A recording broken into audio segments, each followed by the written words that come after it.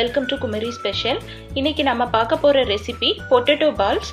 Potato பால்ஸ்னா வேற ஒன்றும் இல்லைங்க, நம்ம எல்லாரோட வீட்லேயும் எப்பவுமே இருக்கக்கூடிய இன்க்ரீடியன்ஸில் உருளைக்கிழங்கும் ஒன்று.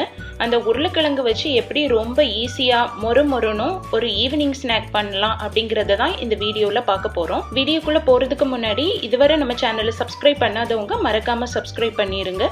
மேலும் லேட்டஸ்ட் நோட்டிஃபிகேஷன்ஸுக்கு பக்கத்தில் உள்ள பெல் ஐக்கான் பட்டனையும் கிளிக் பண்ணிடுங்க. வாங்க எப்படி ரொம்ப ஈஸியாக பொட்டேட்டோ பால்ஸ் பண்ணலாம் அப்படிங்கிறத பார்க்கலாம். பொட்டேட்டோ பால்ஸ் பண்ணுறதுக்கு இன்றைக்கி நான் ஒரு 4 மீடியம் சைஸ் உருளைக்கிழங்க நல்லா வேக வச்சு அதை தோலையெல்லாம் நீக்கி இப்படி தனியாக எடுத்து வச்சுருக்கேன். இப்போ இந்த வேக வச்ச உருளைக்கிழங்கு எல்லாம் ஒரு பவுலில் போட்டு ஒரு மேஷர் வச்சோ அல்லது உடன் ஸ்பூன் வச்சோ நல்லா மசிச்சிடலாம்.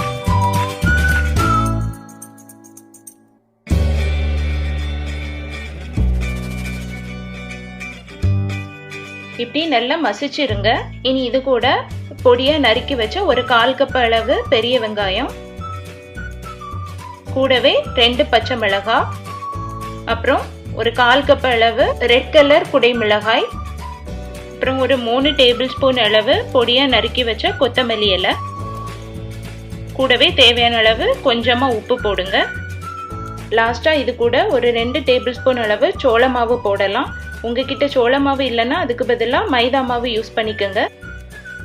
இது எல்லாத்தையும் போட்டு வடைக்கு பிசைறது மாதிரி நல்லா பிசைஞ்சிடலாம்.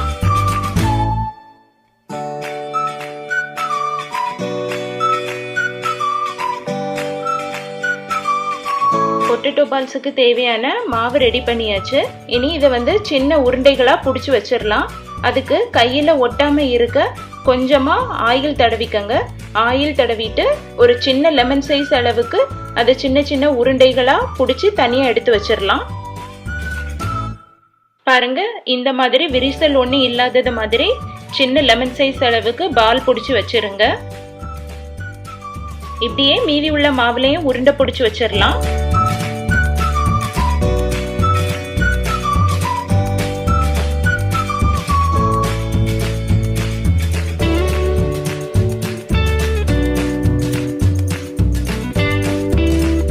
பாருங்க, எல்லா மாவுலையும் உருண்டை பிடிச்சி வச்சாச்சு. இனி இதை ஃப்ரை பண்ணி எடுக்க வேண்டியதான். ரொம்பவே ஈஸி, ரொம்ப ஈஸியா பண்ணிடலாம். அதுக்கு ஒரு பேன்ல பொரிக்கிறதுக்கு தேவையான அளவு ஆயில் விட்டு நல்லா சூடாக விடலாம். எண்ணெய் லைட்டா சூடானதும் ஸ்டவ்வை மீடியம்ல வச்சிருங்க. இப்ப நம்ம ரெடி பண்ணி வச்சிருக்க அந்த பால்ஸை 1 by 1 எடுத்து எண்ணெயில போட்டு நல்லா பொரிய விடலாம். பொட்டேட்டோ பால்ஸ் 2 பக்கமும் நல்லா ஃப்ரை ஆகி நல்ல மொறுமொறுன்னு கோல்டன் கலர்ல வர அதை ஃப்ரை பண்ணி எடுத்துடலாம்.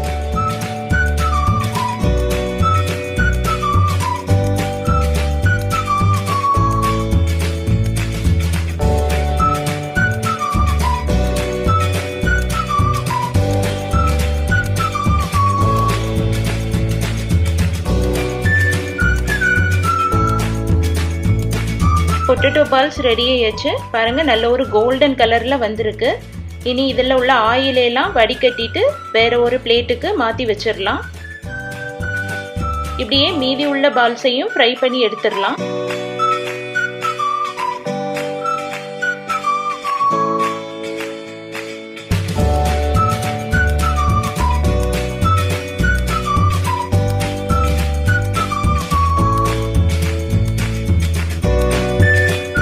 எல்லா பொட்டேட்டோ பால்ஸையும் ஃப்ரை பண்ணி எடுத்தாச்சு. இனி ஸ்டவ் ஆஃப் பண்ணிடலாம்.